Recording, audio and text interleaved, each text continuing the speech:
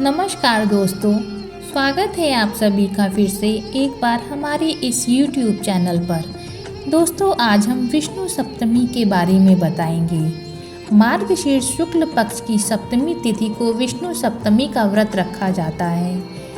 दोस्तों, इस वीडियो में हम विष्णु सप्तमी पूजन और उसके महत्व के बारे में बताएंगे और इस दिन किस मंत्र का जाप करना चाहिए उसके बारे में भी बताएंगे। लेकिन उससे पहले दोस्तों, यदि आप हमारे चैनल पर पहली बार आए हैं तो चैनल को सब्सक्राइब कर लीजिए और बेल नोटिफिकेशन को ऑन कर लीजिए, जिससे आपको समय समय पर इसी तरह आपको हर पूजा विधि, त्यौहार और देवी देवताओं से संबंधित जानकारी प्राप्त होती रहे। दोस्तों, मार्गशीर्ष शुक्ल पक्ष की सप्तमी तिथि को विष्णु सप्तमी का व्रत रखा जाता है। यह आध्यात्मिक कर्मों का महीना है। आत्मा का कारक होने के कारण सूर्य इस महीने के दौरान प्रेक्षक को अपनी इच्छाओं को प्राप्त करने में मदद करता है। आध्यात्म की दृष्टि से इस माह की प्रत्येक तिथि का अपना विशेष महत्व है। मान्यता है कि विष्णु सप्तमी का व्रत करने और भगवान विष्णु की पूजा करने से कार्यों की सिद्धि होती है। शुक्ल पक्ष की विष्णु सप्तमी को विष्णु पुराण में आरोग्यदायिनी भी कहा गया है। इस काल में सूर्य नारायण की पूजा करने से जीवन में सभी प्रकार के कष्टों, रोगों और बाधाओं से मुक्ति मिलती है। विष्णु सप्तमी व्रत मार्गशीर्ष मास के शुक्ल पक्ष की सप्तमी तिथि के दिन किया जाता है। भारतीय संस्कृति में मार्गशीर्ष मास का अपना एक विशेष महत्व होता है।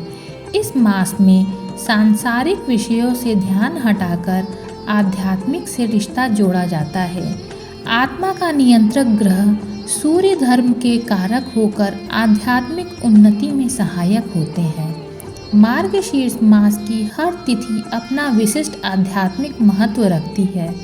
ऐसा माना जाता है कि विष्णु सप्तमी के दिन उपवास रखकर भगवान विष्णु का पूजन करने से समस्त कार्य सफल होते हैं।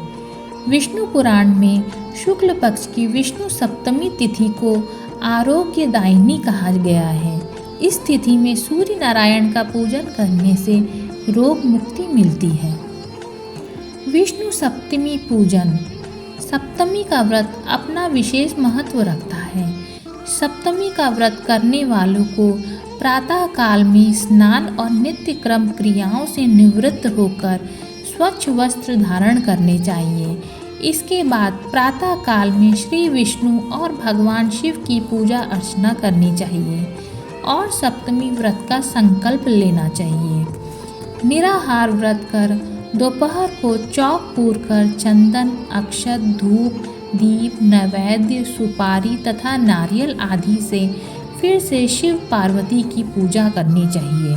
सप्तमी तिथि के व्रत में नैवेद्य के रूप में खीर, पूड़ी तथा गुड़ के पुए बनाए जाते हैं। रक्षा की कामना करते हुए भगवान भोलेनाथ को लाल रंग का डोरा अर्पित किया जाता है। श्री भोलेनाथ को यह डोरा समर्पित करने के बाद इसे स्वयं धारण कर इस व्रत की कथा सुननी चाहिए। व्रत की कथा सुनने के बाद सायंकाल में भगवान विष्णु की पूजा धूप, दीप, फल, फूल और सुगंध से करते हुए नैवेद्य का भोग पकवान लगाना चाहिए और भगवान की आरती करनी चाहिए। विष्णु सप्तमी का महत्व। भगवान विष्णु सृष्टि के पालनहार हैं। सर्वव्यापक भगवान श्री विष्णु समस्त संसार में व्याप्त हैं। कण कण में उन्हीं का वास है। उन्हीं से जीवन का संचार संभव हो पाता है। संपूर्ण विश्व श्री विष्णु की शक्ति से ही संचालित है। वे निर्गुण, निराकार तथा सगुण साकार सभी रूपों में व्याप्त हैं। विष्णु भगवान का स्वरूप बहुत ही विशाल एवं विस्तृत है। उनके रूप को वेदों पुराणों में बहुत ही सुंदर तरीके से दर्शाया गया है। भक्तों द्वारा उनके रूप का वर्णन तो देखते ही बनता है। शेषनाग पर विराजमान भगवान विष्णु के 4 हाथों में शंख, चक्र, गदा और पद्म धारण किए होते हैं। पीताम्बर को धारण किए हुए उनकी आभा से समस्त लोग प्रकाशमान हैं। कौस्तुभ मणि को धारण करने वाले कमल नेत्र वाले भगवान श्री विष्णु देवी लक्ष्मी के साथ बैकुंठ धाम में निवास करते हैं। भगवान श्री विष्णु ही परमार्थ तत्व हैं तथा ब्रह्मा एवं शिव सहित समस्त सृष्टि के आदि कारण हैं।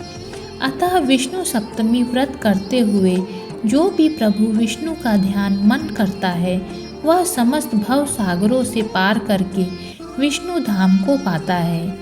भगवान श्री विष्णु अत्यंत दयालु तथा जीवों पर करुणा वृष्टि करने वाले हैं। उनकी शरण में जाकर श्री विष्णु के नामों का कीर्तन, स्मरण, दर्शन, वंदन, श्रवण तथा उनका पूजन करने से समस्त पाप ताप नष्ट हो जाते हैं।